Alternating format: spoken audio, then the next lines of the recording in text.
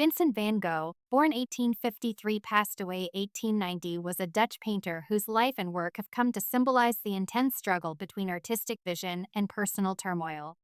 Far from the myth of a madman who accidentally produced masterpieces, Van Gogh was a fiercely dedicated, self-taught artist who developed his craft through relentless study, experimentation, and an almost urgent need to express what he saw and felt. He began painting relatively late, in his late 20s, after years of failed careers and strained relationships, yet he went on to create one of the most influential bodies of work in Western art. Central to his life was his relationship with his brother Theo, who provided financial support, emotional grounding, and unwavering belief in Vincent's talent. Their extensive correspondence reveals a man of deep sensitivity, self-doubt, and extraordinary commitment to his work.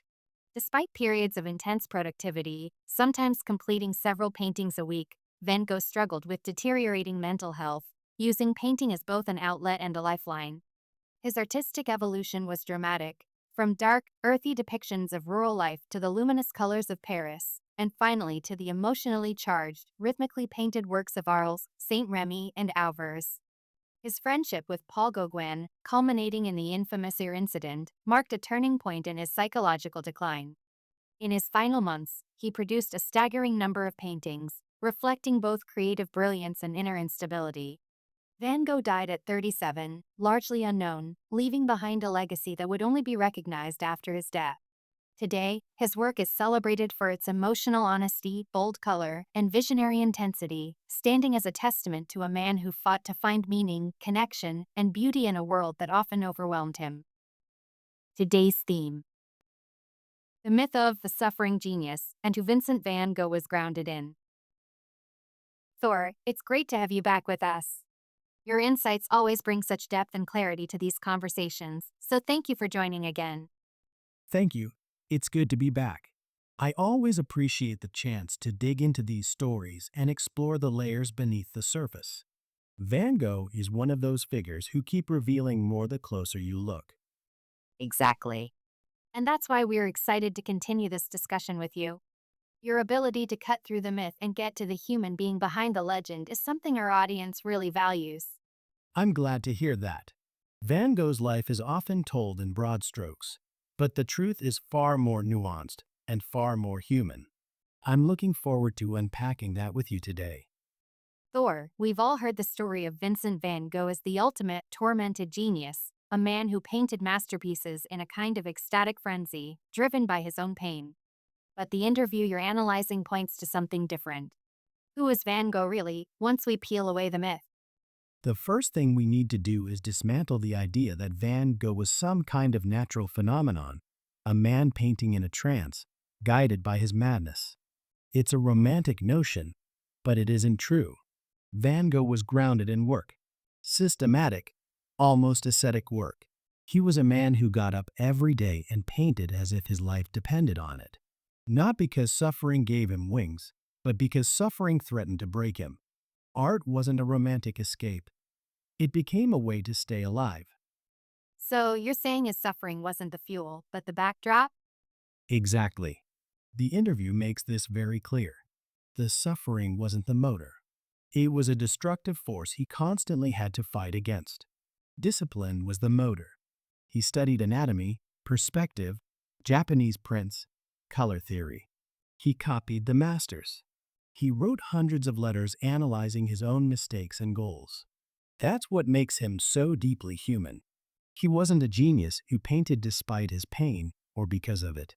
He was a worker, someone who built himself as an artist, piece by piece.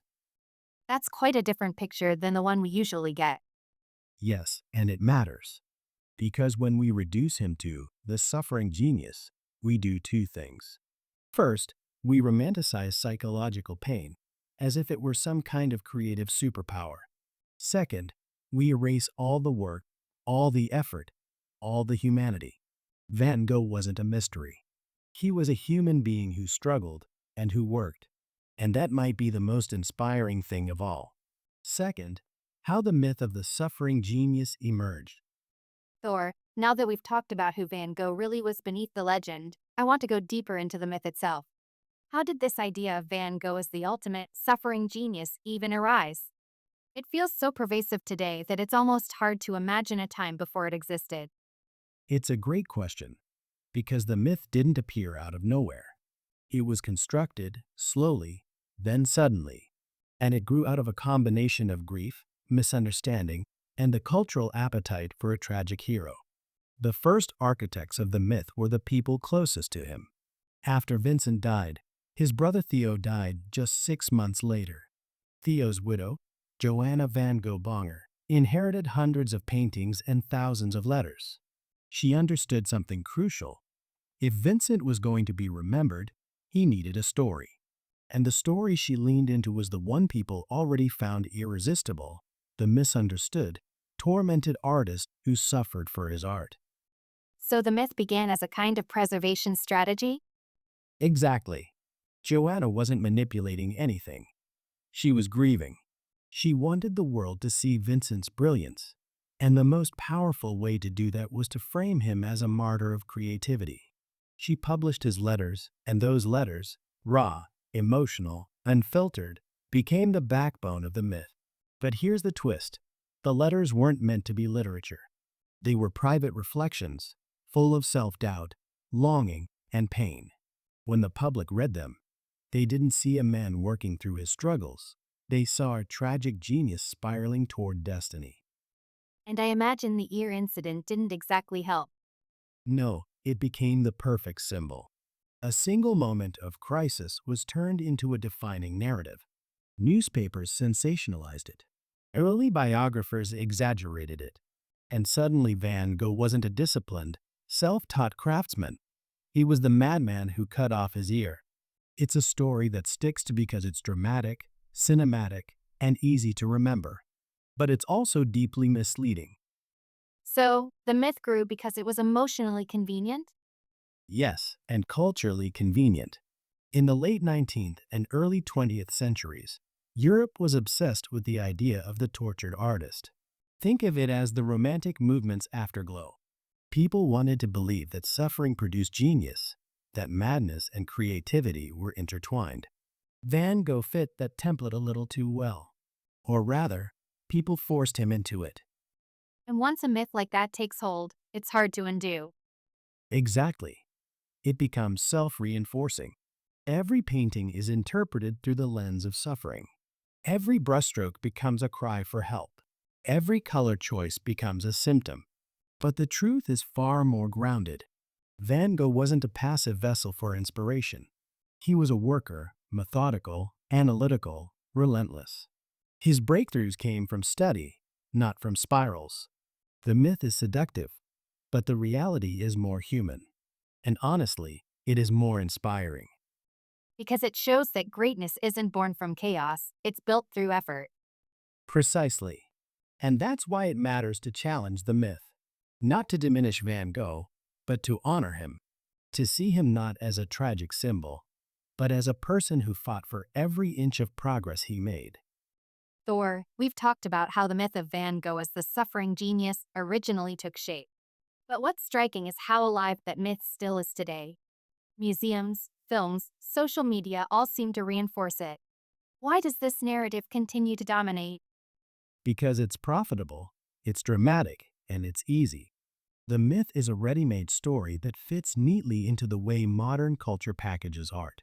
Museums and media know that audiences respond to emotion, tragedy, and spectacle. And Van Gogh's life, or at least the simplified version of it, delivers all three. But the problem is that this version of Van Gogh is curated. It's edited. It's shaped to fit a narrative that's more cinematic than truthful. Can you give an example of how museums contribute to that? Absolutely. Walk into almost any major Van Gogh exhibition and you'll notice a pattern. The wall texts emphasize his mental illness, his isolation, the ear incident, the suicide. These elements are foregrounded because they create a dramatic arc. They make the paintings feel like artifacts of suffering. But what gets downplayed? His discipline, his technical studies, his correspondence about color theory, his admiration for Japanese prints, his relentless practice, his deep engagement with other artists. Museums often present the art as if it erupted from chaos, not from craft, and that reinforces the myth. So, does the narrative become a kind of marketing tool? Exactly. The tormented genius sells. It's a brand. It makes exhibitions feel emotionally charged. It makes visitors feel like they're witnessing the relics of a martyr.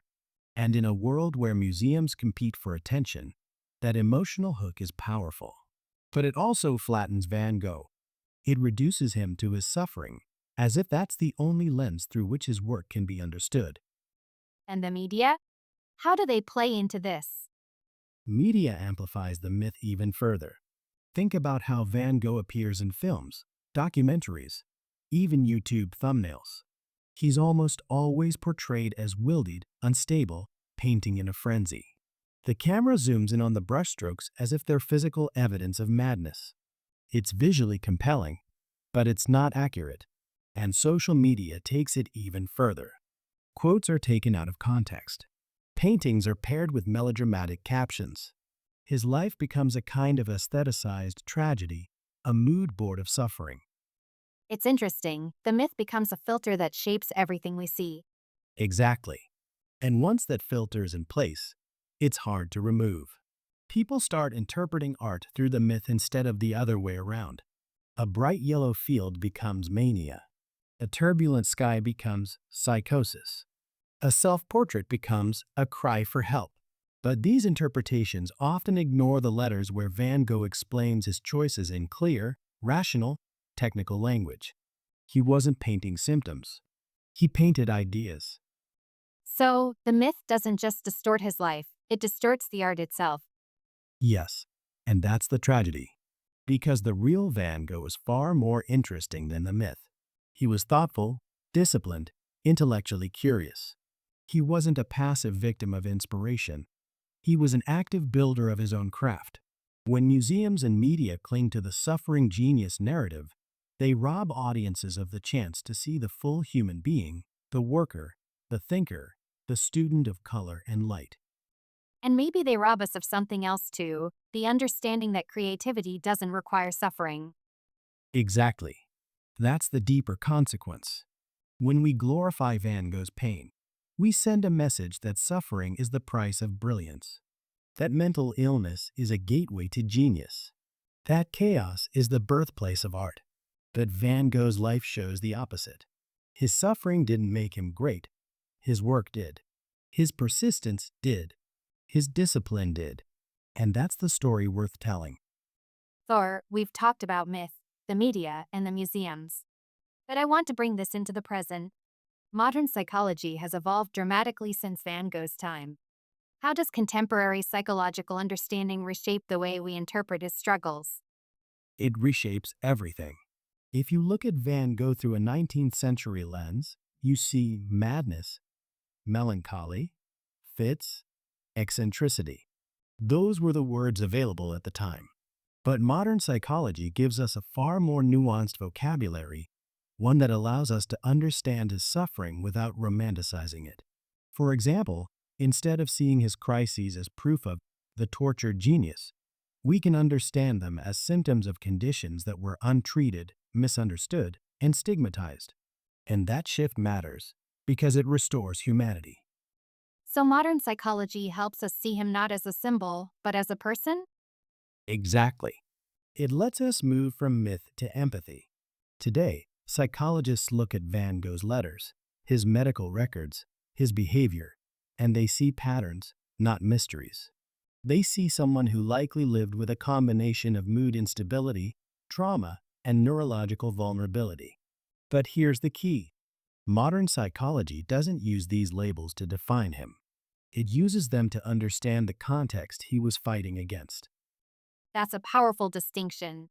How does this change the way we interpret his art? It shifts the focus from pathology to agency. Instead of saying, he painted this because he was unstable, we can say, he painted this while navigating immense psychological pressure, and he did so with intention, discipline, and clarity. Modern psychology helps us see that. His color choices weren't symptoms, they were strategies. His brushwork wasn't chaos. It was experimentation. His intensity wasn't mania. It was commitment. When you remove the myth, you see a man who was actively working to regulate himself through art, not spiraling into it. That's interesting, the idea that art wasn't an expression of illness, but a tool for coping. Yes, and that's one of the most important reframings. Today, psychologists talk about self regulation, emotional processing, sensory grounding. Van Gogh was doing all of that intuitively. Painting wasn't a symptom, it was a stabilizing force. He wrote about this constantly, how working outdoors calmed him, how color lifted him, how routine anchored him. Modern psychology would call that a therapeutic practice. So instead of seeing him as consumed by his illness, we see him as someone actively trying to manage it. Exactly. And that's a much more respectful, accurate, and compassionate way to understand him. It also dismantles the harmful idea that creativity is born from suffering. Modern psychology shows the opposite. Van Gogh created it not because he was suffering, but because he was fighting to stay connected to the world. His art wasn't the product of breakdown, it was the product of resilience. That reframing feels incredibly important, especially for how we talk about mental health today. It is. Because when we cling to the suffering genius myth, we send a dangerous message. That pain is glamorous, that illness is a gateway to brilliance, that chaos is creative fuel. Modern psychology pushes back against that. It shows that mental illness is not a muse, it's a burden, and Van Gogh knew that. He wrote about wanting stability, wanting peace, and wanting connection. He didn't want to be a tragic figure. He wanted to live. So, in a way, modern psychology helps us give him back the dignity that the myth took away. Yes. It lets us see him not as a symbol of suffering, but as a human being who worked tirelessly and courageously to create beauty during struggle. And that, to me, is far more inspiring than the myth ever was. Thor, throughout this conversation, you've brought a remarkable level of nuance to Van Gogh's inner world. But I want to shift the focus slightly. When we talk about psychological struggles in this interview, there's always a risk of pathologizing, of reducing a person to a diagnosis. How do we avoid that? How can this interview present psychological nuance without turning Van Gogh into a clinical case? That's such an important question, because the line between nuance and pathologizing is thin. The key is to remember that psychology is a lens, not a verdict. It's a way of understanding context, not a way of defining a person.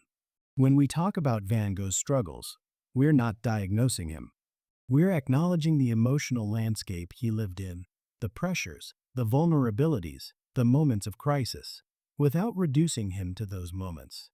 The goal is to illuminate, not to label. So, does the focus becomes the lived experience rather than the category? Exactly. Modern psychology gives us language to describe patterns of suffering, but it also teaches us to see the whole person. Instead of saying, Van Gogh was X, we can say, Van Gogh experienced Y. That shift matters.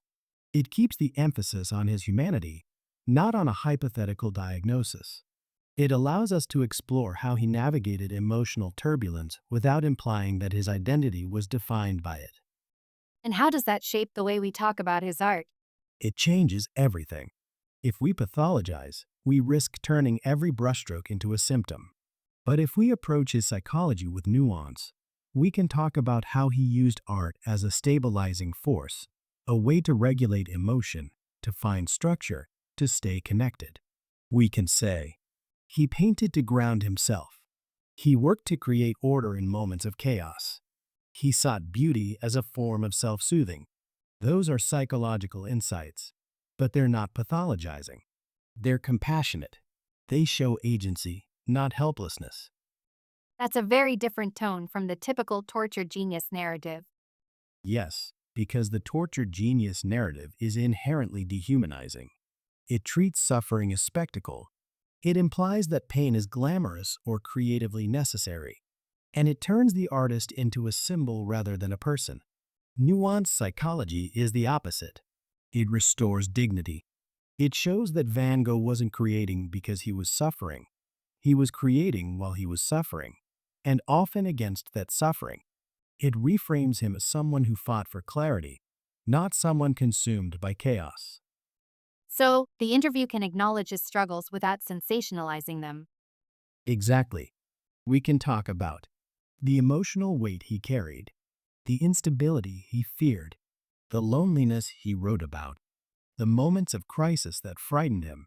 But we can do it in a way that emphasizes his resilience, his insight, his effort to understand himself.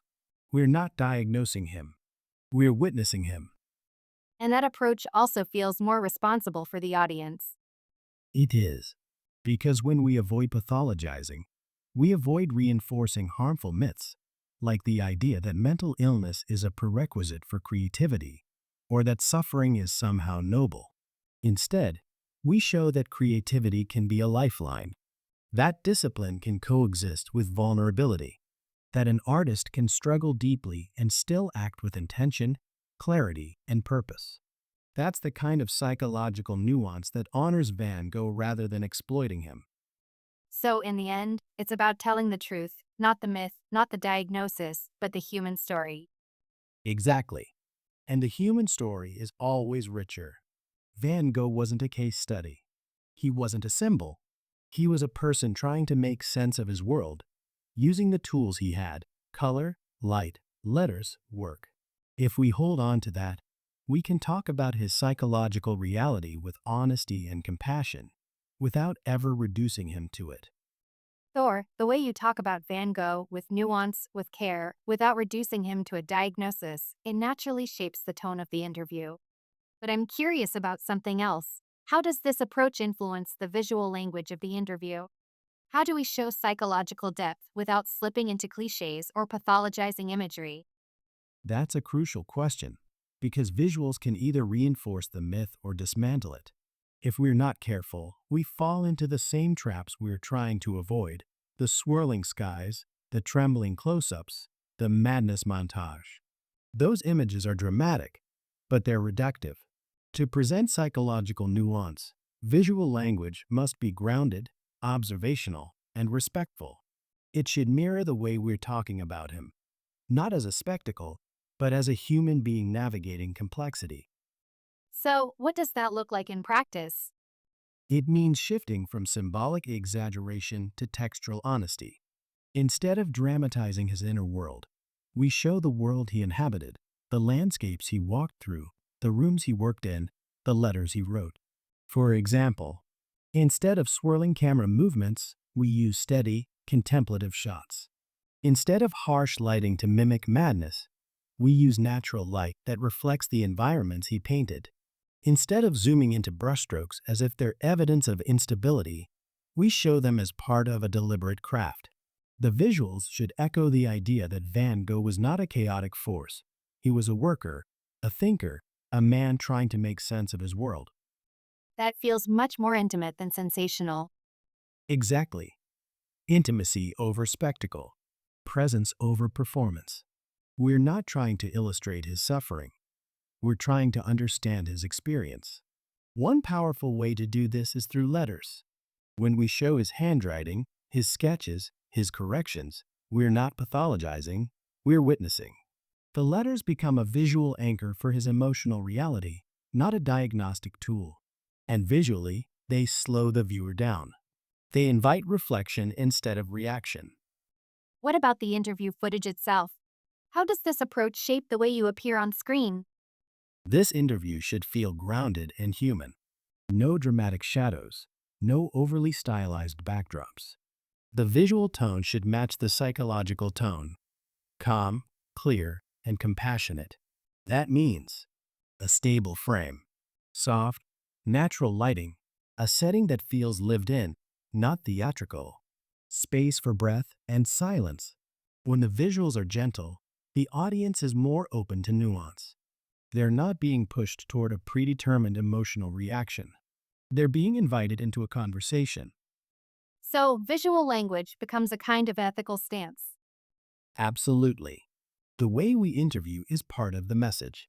If we avoid pathologizing in our words but fall into sensationalism in our visuals, we contradict ourselves. But if the visuals are patient, respectful, and attentive, they reinforce the idea that Van Gogh deserves to be seen in his full humanity. It's about creating a visual environment where complexity can breathe. And that aligns with everything you've been saying, that Van Gogh wasn't a symbol of suffering, but a person trying to live, trying to work, trying to understand himself. Exactly. And when the visual language honors that, the audience feels it. They don't see a myth. They see a man. They see someone who struggled, yes, but who also observed, studied, experimented, and created with intention. The visuals become a quiet counterargument to the tormented genius cliché. They say, look closer. He was more than the myth. Thor, you've talked beautifully about grounding the visuals in honesty and restraint. But I'm curious about something more specific. When an interview tries to challenge a myth, there's always a temptation to show the myth to dismantle it. How do we visually contrast myth versus reality without slipping into sensationalism? That's the tightrope, isn't it? If we ignore the myth entirely, the audience doesn't understand what we're pushing back against. But if we illustrate the myth too vividly, we end up reinforcing it. The solution is to show the myth as a construction, not as a spectacle. We don't recreate the swirling madness. We don't dramatize the ear incident. We don't stage hallucinations or trembling brushstrokes. Instead, we show how those images were manufactured by early biographers, by sensationalist newspapers, by later films. The myth becomes an artifact, not the truth. So instead of reacting to the myth, we reveal its architecture. Exactly. For example, imagine a sequence where we show early newspaper clippings, but not in a dramatic horror movie way. We show them as objects, flat, printed, exaggerated. We let the audience see the language madman, lunatic, deranged artist. And then we contrast that with Van Gogh's own handwriting, his calm, reflective letters. The contrast becomes visual and emotional. The myth is loud and sensational. The reality is quiet and human. That's a powerful contrast, noise versus nuance. Yes, and we can extend that visually. When we reference the myth, the imagery can be intentionally distanced. Archival documents, old illustrations, staged photographs from the era, early film portrayals. But when we shift to reality, the camera becomes present, grounded, observational. We show the landscapes he walked through, the light he studied, the textures he painted. We show the world as he saw it, not as others dramatized it. The myth is mediated. The reality is lived. So, the myth is shown through layers paper, ink, interpretation, while the reality is shown through direct experience. Exactly. And that layering is crucial. It tells the audience, this is a story that was built, not a truth that was lived. Another technique is to use contrast and pacing. The myth can be presented in quick cuts, the way sensational stories often spread. But reality unfolds slowly, patiently, with room to breathe. That rhythm teaches the viewer how to feel without telling them what to think. What about color and light? Can they help draw that distinction? Absolutely. The myth is often associated with darkness, shadowy rooms, stormy skies, and dramatic contrasts. But Van Gogh's actual world was full of light. Even when he was struggling, he sought brightness, saturation, warmth. So visually, we can let the myth occupy a colder, more monochromatic palette, not to dramatize, but to signal distance. And then we let reality bloom in natural color. The fields of Arles, the yellow house, the blue of the night sky, the ochres of the earth. We're not imitating his paintings. We're honoring the world that inspired them. It sounds like the visuals themselves become a kind of argument. They do. Without a single line of narration, the audience can feel the difference between a myth imposed on him and the life he lived. And that's the beauty of documented language. It can be correct without lecturing. When the visuals are honest, the myth collapses on its own. And the audience walks away with a deeper understanding, not just of Van Gogh, but of how stories are shaped. Exactly. They see that myths are loud because they're easy. Reality is quieter because it's complex. And when we give the audience that complexity, visually, emotionally, intellectually, we're not just telling Van Gogh's story, we're restoring him. Here is a long, detailed continuation of the dialogue, moving directly into how to integrate Van Gogh's letters as a visual and narrative countervoice to the myth. I'll keep the tone cinematic, psychologically nuanced, and aligned with the documented language you've been shaping. Thor, you've talked about how the visuals can contrast myth and reality without sensationalism. But there's another element that feels essential to this interview: Van Gogh's letters. They're intimate, reflective, and incredibly revealing. How can we integrate them as a countervoice to the myth, both visually and narratively? The letters are the closest thing we have to Van Gogh's inner voice. They're not myths, not interpretation, not biography. They're him, thinking, questioning, analyzing, hoping. So, they become the perfect counterweight to the sensationalized narratives that came later. To integrate them effectively, we need to treat them not as artifacts, but as testimony. They're the voice that interrupts the myth and says, "Here's what I felt. Here is what I thought." So the letters become a kind of anchor, a grounding force. Exactly. And visually, we can use them in a way that feels intimate rather than academic. Instead of scanning them like museum objects, we can bring the viewer into the physicality of the writing, the pressure of the pen, the rhythm of the lines, the corrections, the hesitations. When the camera lingers on the handwriting, the audience feels the presence of a real person. Not a mythic figure, not a tragic symbol, a human being trying to articulate his experience. How do we avoid turning letters into another form of dramatization? By letting them speak plainly. No dramatic music, no echo effects, no theatrical voiceover.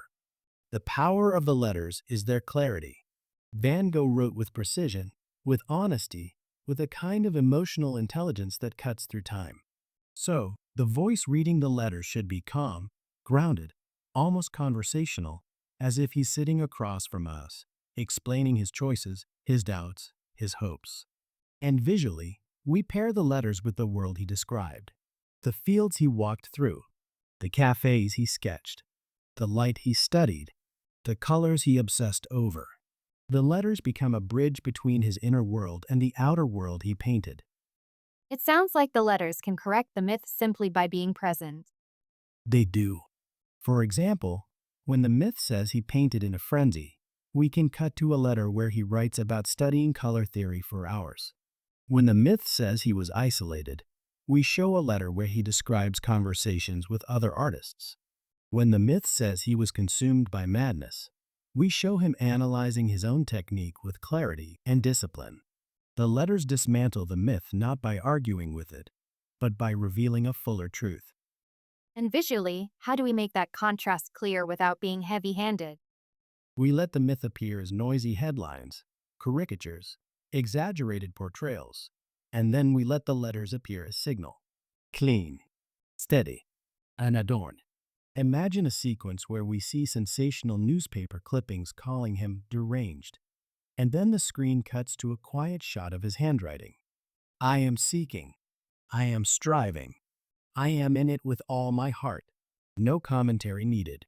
The contrast speaks for itself. So, the letters become the yours moral compass.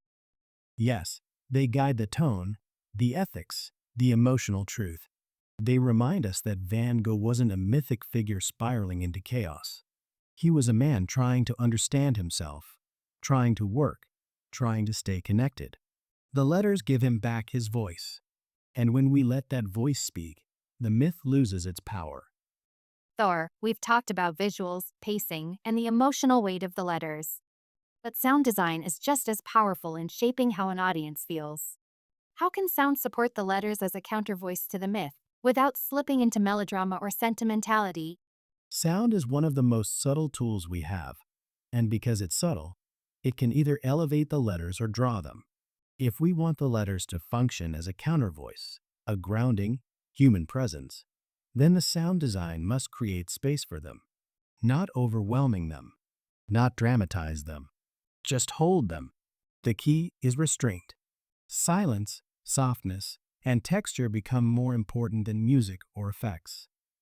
So, the sound design mirrors the psychological nuance we've been talking about. Exactly.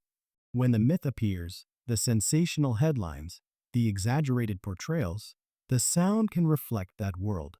Sharp, brittle, maybe even slightly distorted. Not to sensationalize, but to show that this is a constructed narrative, a noisy one. But when the letters enter, the sound shifts. The noise falls away. The space opens. You hear the room. You hear the air. You hear the quiet.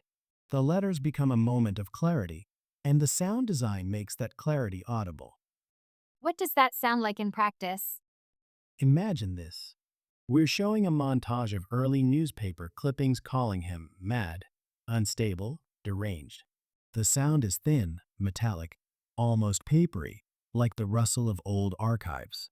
Not dramatic, just slightly uncomfortable, slightly artificial. Then the screen cuts to a close-up of Van Gogh's handwriting, and suddenly the sound shifts. The metallic texture disappears. We hear a soft room tone, the kind of quiet you only notice when everything else stops. Maybe the faint sound of a pencil on paper or a breeze through an open window. Nothing literal, nothing onthanos, just a sense of presence. The letters sound like a human being returning to the room. That contrast alone tells a story. It does. And we can extend that further. When the voice reads the letters, the sound design should support the intimacy. No swelling music, no emotional manipulation, just a clean, warm vocal presence, as if he's speaking directly to us. And underneath, we can use subtle environmental sounds that connect to the world he inhabited. The soft hum of a rural morning, distant footsteps on a wooden floor, the faint rustle of leaves in Arles, the quiet of a studio at dusk. Not literal recreations, more like emotional textures. They place the viewer in a world that feels lived in, not mythologized. So, the sound becomes a kind of emotional grounding. Exactly. It tells the audience, this is the real voice. This is the real world. This is the human being behind the myth. And because the sound is gentle, the audience leans in. They listen differently. They're not being pushed. They're being invited. What about music? Should it be used at all? Music can be powerful, but it has to be used with extreme care. If we use music under the letters, it should be minimal, almost transparent. A single sustained note, a soft harmonic bed, something that supports the voice without shaping the emotion. But often, the most powerful choice is no music at all. Silence is one of the most respectful tools we have. It gives the letters room to breathe. It lets the audience feel the weight of the words without interference. Silence, in this context, becomes a form of trust. And that trust is part of dismantling the myth. Yes, because myths are loud. They demand attention. They overwhelm. But truth, especially emotional truth, is often quiet. When we let the letters speak in that quiet, we tell the audience that Van Gogh doesn't need embellishment. He doesn't need dramatization. His own voice is enough. Sound design becomes the invisible hand that lifts his voice above the noise. Or, we've talked about visuals, sound, and the emotional weight of the letters. But I want to zoom out now. How do we structure the entire interview so that Van Gogh's letters aren't just included, but become the recurring emotional spine of the conversation? To make the letters the emotional spine, they can't be treated as occasional inserts. They need to function like a heartbeat, returning at key moments, grounding the narrative, and reminding the audience that Van Gogh's own voice is the central authority. Structurally, that means the interview should move in cycles. Each thematic section begins with a letter, or returns to one, or is reframed by one. The letters become the rhythm that holds the entire conversation together. So, the interview breathes in and out through the letters. Exactly. Think of it like a musical composition. This interview is the melody, the analysis, the context, the dialogue. But the letters are the motif that keeps returning, each time with slightly different meaning depending on what we've just discussed. For example, when we talk about the myth of the suffering genius, we introduce a letter where Van Gogh writes calmly about technique. When we talk about his emotional struggles, we bring in a letter where he describes longing for stability. When we talk about his discipline, we show a letter where he outlines his daily routine.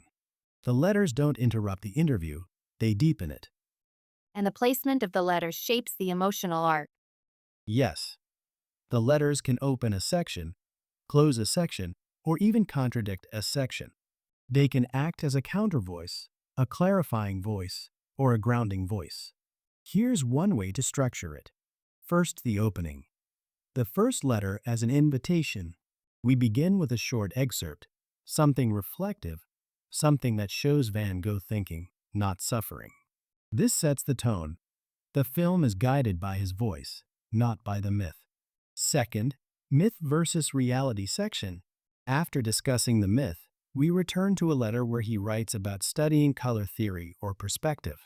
The letter becomes evidence of his intentionality. Third, the psychological struggles section. We introduce a letter where he describes fear, exhaustion, or longing, not to pathologize, but to humanize. The letter becomes the emotional truth behind the analysis. Fourth, the discipline and craft section. A letter where he outlines his work routine or his admiration for Japanese prints. This reinforces the idea of him as a worker, not a victim. Fifth, the relationships section. A letter to Theo, warm, vulnerable, full of gratitude. This shows connection, not isolation. Sixth, the closing section. A final letter that reflects his hope, his striving, his desire to create beauty, not tragedy, humanity. The letters become the spine because they appear at every structural joint. That creates a rhythm, almost like the interview is in dialogue with him. Exactly. And that's the emotional power of it. This interview isn't just about Van Gogh. It's with him. His voice is woven through the conversation, shaping it, correcting it, grounding it. And because the letters are real, they carry a weight that no narration can match. They remind the audience that behind every myth, every interpretation, every analysis, there was a person writing these words with his own hand. How do we avoid making the letters feel repetitive? By letting each letter serve a different emotional function. One letter can be analytical, another can be tender, another can be frustrating, another can be hopeful. Van Gogh's letters contain multitudes. If we choose them carefully, each one reveals a new facet of him and a new layer of the story. And because the interview sections evolve, the letters evolve with them.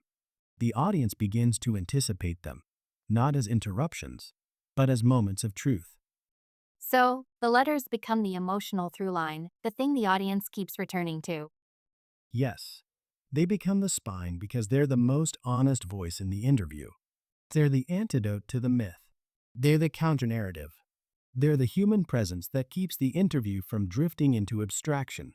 And structurally, they remind the audience that Van Gogh wasn't a symbol or a diagnosis. He was a man who wrote, who reflected, who tried to understand himself. The letters make sure we never forget that. Thor, we've talked about how the letters can form a recurring emotional spine throughout the interview. But I'm curious about the bookends, the opening and the closing.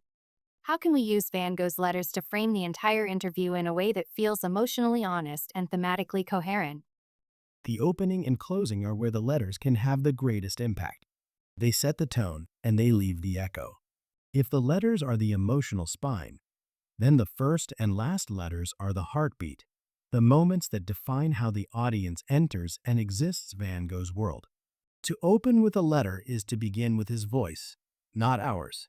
It signals immediately that this story will be guided by his words, his reflections, his humanity. And to close with a letter is to give him the final word, a gesture of respect, and a way to counter the myth with the truth of his own language. So, the letters become a kind of narrative frame, a doorway in and a doorway out. Exactly. And the choice of which letters to use matters enormously. The opening letter should be something that reveals intention, clarity, or longing, something that shows the audience that Van Gogh was not the caricature they've been taught to imagine.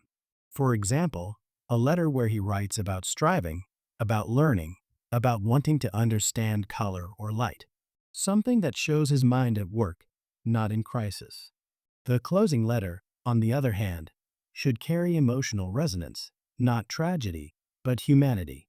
Something that reflects his hope, his persistence, his desire to connect. A letter that reminds the audience that he was more than his suffering. How do we integrate those letters visually and emotionally into the opening? The opening should feel like an invitation. The screen can begin in silence, not dramatic silence, but a quiet that feels like a room waiting to be entered. Then we see the handwriting. Not zoomed in, not stylized, just present. The voice reading the letter should be calm, steady, almost intimate. No music or the faintest hint of it. The goal is to create a sense of proximity, as if the viewer is being welcomed into Van Gogh's inner world. And then, after the letter, the interview begins. The transition should feel like a conversation picking up where he left off. And the closing? The closing is where the emotional weight settles. After the analysis, the myth-busting, the nuance, the reframing, we return to him, to his words, to his voice. The final letter should feel like a release, something that reflects his humanity rather than his tragedy. A line about hope, or beauty, or striving. Something that reminds the audience that he was not defined by his suffering, but by his effort to live meaningfully despite it. Visually, we can return to the handwriting. The same texture, the same quiet. The interview ends not with our interpretation of him, but with his own articulation of himself.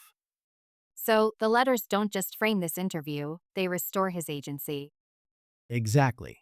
They give him authorship over his own story. They counter the myth not through argument, but through presence. They remind the audience that behind every painting, every struggle, every mythologized moment, there was a person writing these words with intention and clarity. Opening with a letter, it says, "This is his story." Closing with a letter says, "And he gets the last word." It's a powerful way to honor him, not as a symbol, but as a human being. Yes. And that's the heart of this entire approach. The letters are not just historical documents. They are emotional evidence. They are the most direct connection we have to Van Gogh's inner life. When we let them open and close the interview, we're telling the audience that the myth is noise, but his voice is signal. And that voice deserves to be heard. Thor, we've talked about how the letters can open and close the interview, and how they can function as a recurring emotional spine. But I want to go even deeper. How do we build a three-act emotional structure around the letters themselves? How do they shape the entire arc of the interview? To build a three structure around the letters, we have to treat them not as supporting material, but as emotional milestones. Each act of the interview should be anchored by a letter that captures the emotional tone of that stage, discovery, struggle, and meaning. The letters become emotional architecture. They don't just support the story, they are the story's pulse. Let's walk through that. What does Act 1 look like? Act 1, Awakening, the letter of intention. Act 1 is about grounding the audience in who Van Gogh was, not who the myth claims he was. So we begin with a letter that reveals his intention, his desire to learn, to understand, to grow. A letter where he writes about studying color, practicing perspective, admiring Japanese prints, or simply wanting to make something true. This letter sets the emotional tone. Van Gogh was not chaos. He was committed. Visually, Act 1 is bright, observational, grounded in the world he saw. The letter becomes the doorway into his mind, a mind that is curious, disciplined, and searching. So, Act 1 established the human being behind the myth. Exactly. It's the before the myth, before the distortion, before the tragedy. It's the act that restores his agency. And Act 2? Act 2, Turbulence, the letter of vulnerability. Act 2 is where we confront the emotional weight of his life, not as spectacle, but as lived experience. This is where we introduce a letter that reveals his vulnerability. Not a crisis letter, not a dramatic one, but one where he expresses fear, exhaustion, longing, or uncertainty. A letter where he writes about feeling isolated, struggling with his health, worrying about money, or fearing he is a burden. This letter becomes the emotional center of the interview. It shows the audience that his suffering was real, but it was not romantic, not glamorous, not creatively magical. It was human, and the visuals reflect that. Quieter rooms, slower pacing, softer light. Not darkness, just honesty. So, Act 2 is not about pathologizing him, but about acknowledging the emotional truth. Exactly. It's the act where we say, he struggled and he kept working anyway. That's the emotional pivot of the entire interview. And Act 3? Act 3, meaning. The letter of hope or connection. Act 3 is where we return to the letters to find meaning, not tragedy. This is where we choose a letter that reflects his hope, his gratitude, his desire to connect, or his belief in beauty. A letter to Theo is perfect here, something warm, something reflective, something that shows he was not alone, not lost, not defined by despair. This letter becomes an emotional resolution. It tells the audience Van Gogh's story is not a myth of suffering, it is a story of striving. Visually, Act 3 opens again. Landscapes, color, light, the world he loved. The pacing becomes more spacious. This interview ends not in darkness, but in clarity. So, the three acts move from intention to vulnerability to meaning, each anchored by a letter that embodies that emotional stage. Exactly. And because the letters are real, the emotional arc feels earned. It's not imposed by the interview, it emerges from Van Gogh's own voice. The structure becomes Act 1. Here is what I hoped for. Act 2. Here is what I struggled with. Act 3. Here is what I held on to. It's a human arc, not a mythic one. And the audience walks away with a sense of who he truly was, not the caricature, not the tragedy, but the person. Yes, the letters guide the emotional journey. They remind us that Van Gogh was not a symbol of suffering, but a human being who lived, worked, loved, and hoped. The three-act structure becomes a way of honoring him, not by telling his story for him, but by letting him tell it himself. Or, we've mapped out a three-act emotional structure anchored in Van Gogh's letters: intention, vulnerability, and meaning. But structure alone isn't enough. The transitions between these acts matter just as much as the acts themselves. How do we visually move from one emotional phase to the next without breaking the tone or slipping into cliché? Transitions are where the emotional intelligence of the interview really shows. They're the connective tissue, the moments where the audience shifts perspective without feeling pushed. And because the letters anchor each act, the transitions should feel like the world rearranging itself around his voice. The key is to let the visuals breathe between acts. Instead of hard cuts or dramatic shifts, we use gradual changes in light, texture, and rhythm to guide the viewer from one emotional space to another. Let's take it act by act. How do we transition out of Act 1, the awakening, the intention? Transition from Act 1 to Act 2. From clarity to fragility, Act 1 end with a letter full of intention, a young Van Gogh striving, learning, reaching. The visuals here are bright, open, and observational. To transition into Act 2, we don't suddenly darken the frame or shift into melodrama. Instead, we let the world soften. For example, the bright outdoor landscapes slowly give way to quieter interiors. The camera moves from wide shots to more intimate, close-up textures, a table, a window, a brush resting in a jar. The color palette shifts subtly from saturated yellows and blues to more muted earth tones. It's not a descent. It's a narrowing, a gentle movement inward. And then, into that softened space, we introduce the Act 2 letter. The vulnerability lands more deeply because the world has already begun to quiet itself. So, the transition is emotional, not dramatic. Exactly. We're not signaling crisis. We're signaling closeness. The viewer feels themselves moving into a more intimate chamber of his life. And what about the transition from Act 2 to Act 3? Transition from Act 2 to Act 3. From turbulence to meaning, Act 3 is the emotional center. The turbulence, vulnerability, the weight. But Act 3 is not a rescue from that. It's a reframing. It's the moment where we see that even in struggle, Van Gogh sought connection, beauty, and meaning. So, the transition should feel like a slow opening. Visually, we can move from tight, interior shoots back into landscapes. Let the light gradually warm, not bright, but golden, late afternoon light. Introduce movement again. Wind in the grass, shifting shadows, the rhythm of a train or footsteps. It's a return to the world, but with a different emotional tone, not the curiosity of Act 1, but the hard-earned clarity of Act 3. And then the Act 3 letter enters, something hopeful, grateful, reflective. The visuals have already prepared the audience to receive them. It sounds like the transitions themselves tell a story of contraction and expansion. Exactly. Act 1, Act 2, the world narrows. Act 2, Act 3, the world opens again. This mirrors the emotional arc of the letters. From intention to vulnerability to meaning. The transitions make that arc feel lived rather than imposed. And how do we visually signal that this interview itself is entering a new emotional chapter? We can use a few subtle techniques. First, change in camera distance. Act 1 use wider frames. Act 2 moves closer.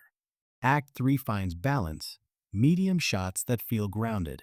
Second, change in light quality. Act 1, natural daylight. Act 2, softer, diffused, interior light. Act 3, warm, late day light, not bright, but full. Third, change in texture. Act 1, landscapes, open spaces. Act 2, surfaces, objects, details. Act 3, movement, air, color. Fourth, change in rhythm. Act 1, steady, observational pacing. Act 2, slower, more contemplative. Act 3, gentle, flowing, almost meditative. These shifts are subtle, but the audience feels them. They sense emotional movement even before the next letter is read. So, the transitions aren't just bridges, they're emotional recalibrations. Exactly. They prepare the viewer for the next emotional register. They make the letters land with greater resonance. And they ensure that the interview never feels segmented or episodic. It feels like a single, continuous emotional journey guided by Van Gogh's own voice. Thor, we've talked about structure, transitions, and emotional pacing. But there's another dimension that feels essential when telling Van Gogh's story: color. His palette wasn't just an aesthetic, it was psychological, philosophical, almost spiritual. How can we use Van Gogh's own color theory to shape the emotional tone of each act? Color is one of the most powerful tools we have. Because Van Gogh didn't just use color, he thought of color. He wrote about it constantly. He studied it obsessively. He believed color could express emotion more directly than words. So, if we want the interview to feel like it's in conversation with him, we should let his palette guide the emotional temperature of each act, not by imitating his paintings, but by letting the emotional logic of his colors shape the visual world of the interview. Let's break that down. What does Act 1 look like through Van Gogh's palette? Act 1, Awakening, the palette of discovery. Act 1 is about intention, curiosity, and the beginning of his artistic identity. The colors here should reflect the early optimism and clarity he sought. Van Gogh's early palette leaned toward ochres and warm earth tones, soft yellows, muted greens, gentle blues. These colors feel grounded, observational, and honest, the palette of someone learning to see. Visually, Act 1 can use warm daylight, natural greens from fields or gardens, the soft yellow of early morning light, the blue of a clear sky. It's not about copying his paintings. It's about echoing the emotional clarity of his early letters, the sense of striving, of wanting to understand the world. So, Act 1 feels open, warm, and grounded, like the beginning of a journey. Exactly. It's the palette of possibility. And Act 2? Act 2, turbulence. The palette of emotional weight. Act 2 is where we explore vulnerability, not as spectacle, but as lived experience. The colors here should reflect the emotional density of this period without slipping into darkness or melodrama. Van Gogh's palette during his more turbulent years often included deep blues, olive greens, burnt umbers, muted violets, heavy, textured yellows. These colors aren't dark, they're weighted. They carry emotional gravity. Visually, Act 2 can use softer, diffused interior light, deeper shadows without harsh contrast, a cooler temperature in the frame, textures of wood, fabric, paper, intimate surfaces. The palette should feel closer, quieter, more introspective. Not claustrophobic, just emotionally honest. So, Act 2 isn't about darkness, it's about depth. Exactly. Van Gogh didn't paint in despair. He painted density, emotional saturation, the weight of being alive. Act 2 should feel like that. And Act 3? Act 3, meaning, the palette of connection and clarity. Act 3 is where we return to the world, not with the innocence of Act I, but with the hard-earned clarity of someone who has lived through struggle and still chooses beauty. Van Gogh's late palette is extraordinary. It's full of golden yellows, vibrant blues, emerald greens, warm oranges, gentle lavenders. These colors aren't naive. They're resilient. They're the colors of someone who has seen darkness and still insists on light. Visually, Act 3 can use late afternoon golden light, open landscapes, gentle movement in the frame, a return to saturated color, but with softness, not intensity. It's the palette of meaning, not myth. So, the three acts move from warm earth to weighted cools to luminous color, mirroring his emotional arc. Exactly. Act 1, grounded warmth, the beginning. Act 2, muted depth, the struggle. Act 3, luminous clarity, the meaning. This isn't about recreating his paintings. It's about letting his emotional relationship to color shape the emotional relationship of the interview. And the audience feels the shift without ever being told. Yes, that's the beauty of color. It works beneath language. It shapes emotion without explanation. And because Van Gogh believed so deeply in the expressive power of color, using his palette to shape the acts becomes a way of honoring him, not as a myth, but as an artist who understood the world through hue, tone, and light. Thor, we've explored how color, letters, and sound each shape the emotional architecture of the interview. But I want to bring it all together now. How do we craft the final emotional message of this interview using these three elements in harmony? The final emotional message is where everything converges: the myth we've dismantled, the humanity we've restored, the voice we've honored. And to land that message, we need color, letters, and sound to work together like a single gesture. The ending shouldn't feel like a conclusion. It should feel like a release, a quiet recognition of who Van Gogh really was and what he was reaching for. The final emotional message is not "he suffered." It's "he strove, he saw, he hoped." And each element, color, letters, sound, carries a piece of that truth. Let's start with color. How does color shape the emotional tone of the ending? Color, the palette of hard-earned light. The final act uses the luminous palette we talked about, the late afternoon golds, the deep blues, the soft greens. But the ending should distill in that palette into something even more essential. A single color can carry the emotional weight of the final message. For Van Gogh, that color is often yellow, not the bright, naive yellow of early optimism, but the warm, steady yellow of endurance. The yellow of wheat fields, of lamplight, of sunflowers that refuse to wilt. So, the final shots can hold that warmth. A field catching the last light of day, a wall washed in golden tones, A page of his letter illuminated by a soft, amber glow. It's not symbolic. It's emotional. It's the color of someone who kept choosing light. And the letters, how do they shape the final message?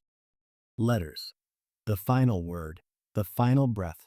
The last letter should be one that reveals his humanity without tragedy. Something that shows his longing for connection, his belief in beauty, his desire to contribute something meaningful. A line like, I am seeking, I am striving, I am in it with all my heart. Or, there is nothing more truly artistic than to love people. Not because they're famous, but because they're honest. The letter becomes the emotional anchor of the ending. It's his voice, not ours. It's his articulation of meaning, not our interpretation of it. And visually, we return to the handwriting, steady, imperfect, alive. The camera doesn't dramatize it. It simply witnesses it. And sound, how does sound complete the emotional arc? Sound, the quiet that honors him. The sound design at the end should be the gentlest of all. No swelling music, no dramatic crescendo. Just a soft, warm presence, the kind of quiet that feels like someone sitting beside you. We can use a faint breeze, distant birds, the soft hum of an evening landscape, or even pure silence. The voice reading the final letter should be calm, grounded, almost tender. Not mournful, grateful. The sound should feel like a hand resting on the viewer's shoulder. The myth is loud. The truth is quiet. The ending should honor the quiet. So, the final emotional message emerges from the harmony of these elements: the warm color, the intimate letter, the quiet sound. Exactly. And together, they say something simple and profound. Van Gogh was not a symbol of suffering. He was a human being who kept choosing beauty, even when it was hard. The final emotional message is not about tragedy. It's about resilience. It's about the dignity of effort. It's about the courage of someone who kept painting, kept writing, kept hoping. Color gives the warmth. The letter gives the voice. Sound gives the breath. And the audience leaves not with pity, but with recognition, a sense that they've met him, not the myth. Or, we've talked about the final emotional message, how color, letters, and sound come together to honor Van Gogh's humanity. But I want to go deeper into the craft. How do we shape the closing montage so it reflects the emotional arc of the entire interview? How do we visually and emotionally bring everything home? The closing montage is where the interview exhales. It's the moment where the audience isn't being told anything about it. And because the entire interview was about dismantling the myth and restoring the human being, the montage should feel like a quiet recognition of that truth. The montage isn't a summary, it's a reflection. It's the emotional echo of everything we've explored. To craft it, we weave together three threads: the world he saw, the words he wrote, and the quiet he longed for. Let's start with the visuals. What do we see in this montage? First, the world he saw, landscapes, light, and texture. The visuals should return to the places that shaped him, not as recreations, but as living spaces that still breathe. We might see a wheat field moving gently in the wind, the blue of an evening sky deepening into night, a quiet road lined with cypress trees, sunlight catching the edge of a window frame, the soft glow of lamplight on a table. These images aren't literal references to specific paintings. They're emotional resonances, the textures and colors that shaped his way of seeing. The montage becomes a visual poem made of the world he loved. And the letters, how do they enter the montage? Second, the words he wrote, a final letter as the emotional anchor. The montage should be guided by a single letter, not multiple excerpts, not a collage, but one voice, one moment of clarity. The letter should be read slowly, with space between the lines, allowing the visuals to breathe around it. The handwriting appears on screen in fragments, not as a document to be studied, but as a presence to be felt. We don't rush it. We don't dramatize it. We let the words settle. The letter becomes the spine of the montage, the emotional truth that holds the images together. And sound, how does sound complete the experience? Third, the quiet he longed for, sound as a gentle closure. The sound design should be the softest in the entire interview. No music swelling, no emotional manipulation. Just a warm, steady quiet. We might hear the faint rustle of wind through grass, distant birds settling for the evening, the soft hum of a rural landscape, or simply silence. The voice reading the letter should feel close, grounded, almost like a whisper shared in confidence. Not mournful, grateful. The sound should feel like the world holding its breath for a moment. This quiet is not emptiness. It's dignity. It's respect. It's the opposite of the myth's noise. So, the montage becomes a kind of emotional summation, not through explanation, but through atmosphere. Exactly. The montage says what words can't. That Van Gogh's life was not defined by suffering, but by the way he kept reaching for beauty despite it. The visuals show the world he loved. The letter gives him the final voice. The sound gives the moment breath. Together, they create a closing that feels like a gentle hand on the viewer's shoulder, a reminder that the myth is loud, but the truth is quiet. And the audience leaves with a sense of having met him, not the caricature, not the tragedy, but the person.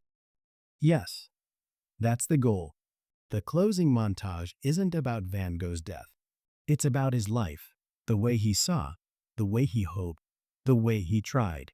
It's a final gesture of respect, a final act of listening, a final moment of light.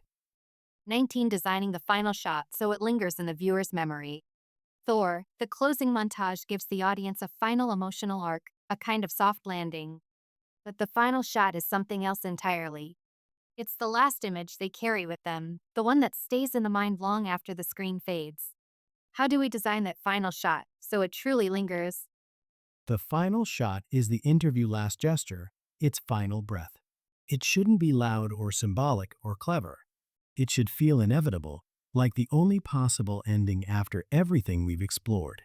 To make it linger, the final shot needs three qualities: stillness, sincerity, and space.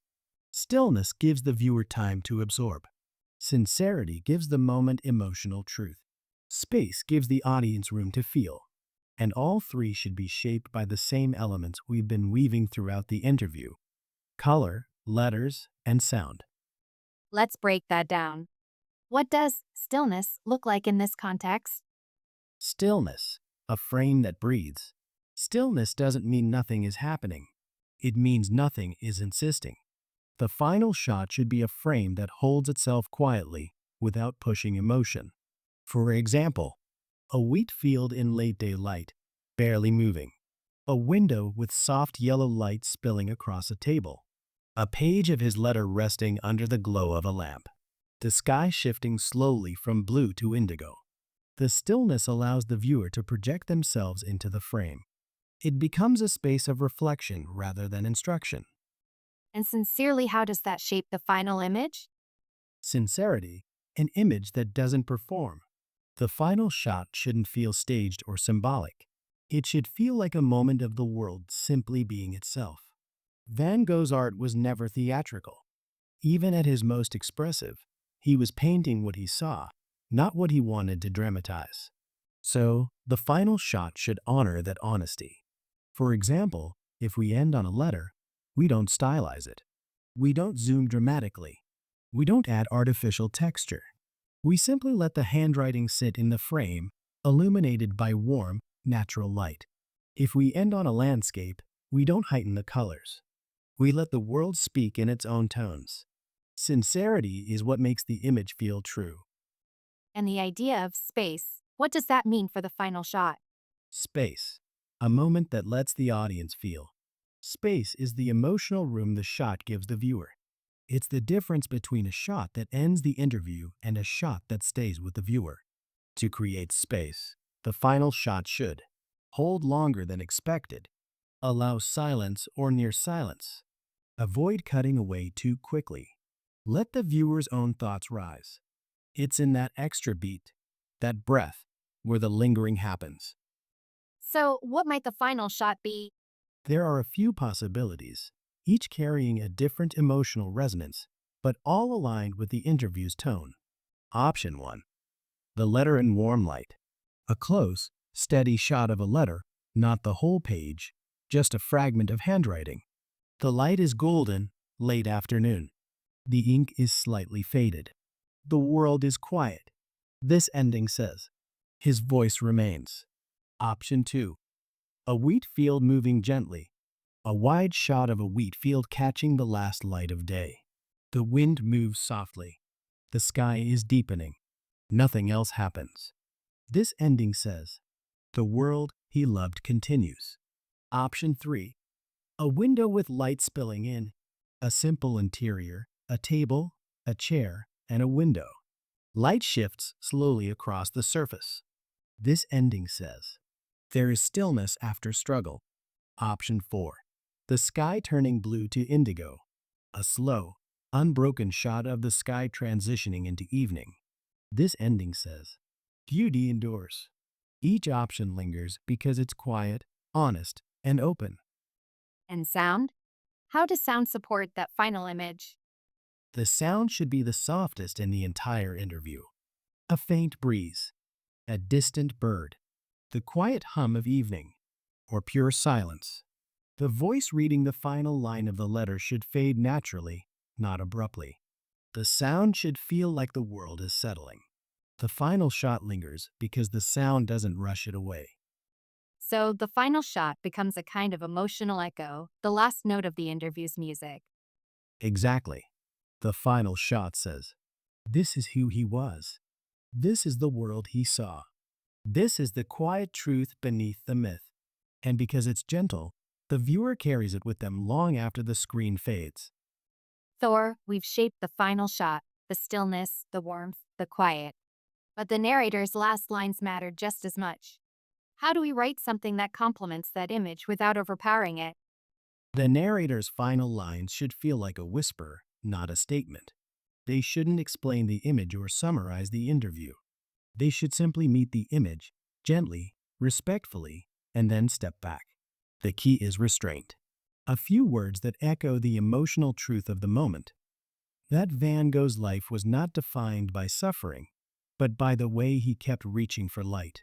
Something like, in the quiet he left behind, we find the world he tried to show us, a world still turning toward the light. It's not a conclusion. It's a release. A final breath that lets the image linger. So the narrator doesn't close the interview, the image does. Exactly. The narrator's last lines are just a soft handoff. They guide the viewer to the threshold, and then the final shot carries the rest. The words should dissolve into the quiet, not compete with it. The goal is simple. Leave the audience with space to feel, not instructions on what to think. Thor, before we let this final shot settle, I just want to say thank you. The way you've guided us through Van Gogh's world, with nuance, with care, with such deep respect for his humanity, it's been extraordinary. You've helped us not see him as a myth, but as a person. And that changes everything. Thank you. It's been an honor to walk through his world with you, and to help make space for the voice he left behind. You've given this conversation a kind of clarity that feels rare. And as we fade into this last image, I hope the audience carries with them what you've helped illuminate, that beneath all the noise, there was a man who kept reaching for light.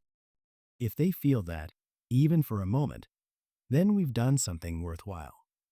We have. Thank you, Thor, for your insight, your generosity, and your heart. It's been a privilege. And to you listening with us, thank you for staying in this quiet space, for letting the noise fall away long enough to meet Vincent as he was. If there's something to carry with you after this, let it be the simple truth at the heart of his letters, that even in uncertainty, he kept reaching for light. May that stay with you as this final image fades, and may it remind you that beauty is often found in the smallest, most honest moments of being alive.